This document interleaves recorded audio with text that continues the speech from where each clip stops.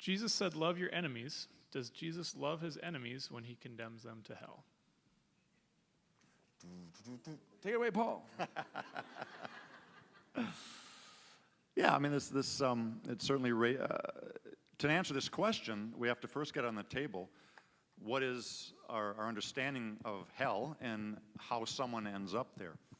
And there's been a whole tradition from early Christianity onward of hell as both very highly literal in Jesus's language of fire and this sort of thing, brimstone and such.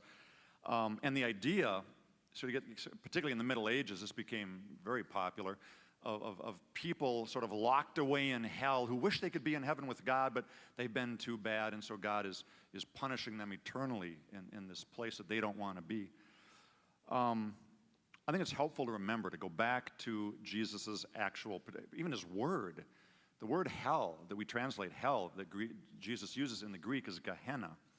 And that was the name of the garbage dump outside of Jerusalem's city walls. Jesus took the name of the city garbage dump and gave that the name to the place that people go. In other words, when he said the fires of Gehenna, well, if you looked at the garbage dump, it was constantly burning. People were constantly throwing garbage over the thing. He wasn't trying to accentuate the flames. He was trying, I think, accentuate the garbage dump. This is a place for what could have been human, but never allowed itself to become fully human. It's sort of the place that subhumans go. It's what could have been fully alive, fully human, but never allowed itself to become. If you combine that, now there's a variety of ways that Christians have thought about hell. I find particularly attractive C.S. Lewis's way of thinking about this. He talks about hell being locked from the inside, not the outside. Great little book. It's a fictional book of his, but I think it captures the spirit of hell is the Great Divorce, in which Lewis captures imagines the spirit of hell. Yeah. imagines a time when God sends a bus to hell and invites people to take a day trip to heaven. And first, it's a hard time getting anyone to actually go. Because as miserable as they are in hell, the thought of actually going to heaven where you'd have to worship God is actually a worse fate for them. And I think that captures something that I think is important about hell. I don't think hell is ever pictured in the New Testament as a place where people are locked up who wish they could go to heaven.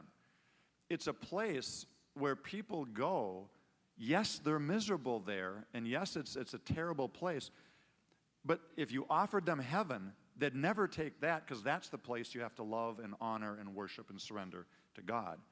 And that's the one thing that they refuse to do. So I think it all depends on what we're talking about when we talk about hell. It's a perfect illustration of what I regard to be the quasi-insanity that has descended upon our culture, frankly. You have a common response, I've heard it many times, where people say, you call yourself a loving person, you call Jesus a loving person, and yet you say that people who don't submit to Jesus Christ are going to go to hell. Now, that's intolerant of you. But think about this. The question is that true or not? Because if it's true that there is a hell where people will be destroyed, a garbage dump, then it'd be absolutely not loving not to tell people about that.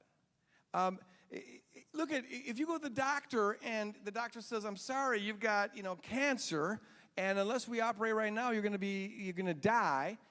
You wouldn't go, oh, that's so mean of you. How unloving. You say you're a loving doctor, and yet you're telling me that I'm going to die if I don't get an operation? Well, if he didn't tell you that, that'd be the time to say that he's unloving. So see, the thing is what's behind that is the belief that, of course, that what Jesus says is not true. And since what he says is not true, then him saying that must be unloving. All the while, this person thinks that they don't have any belief at all. But in fact, they have got a belief. The belief is that what Jesus says is not true, and that's why it's unloving. We've just got to get on the table here. The question comes down to what is real.